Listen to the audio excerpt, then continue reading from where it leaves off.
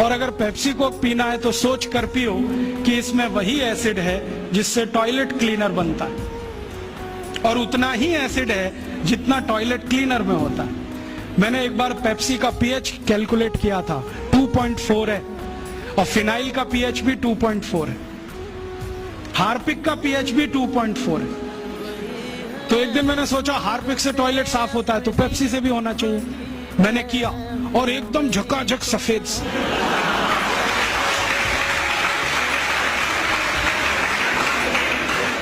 उस दिन से मैंने बोलना शुरू किया ठंडा मतलब टॉयलेट क्लीनर। और हम पीते हैं, अकेले नहीं, घर में आने वाले मेहमान को भी पिलाते हैं। हाँ, एक तरफ कहते हैं अतिथि देवता होता है, देवताओं को ही संडा साफ करने का पानी पिलाते हैं। ये पीने की चीज नहीं है। और अब तो आपको मालूम है ना, पेप्सी कोक में जहर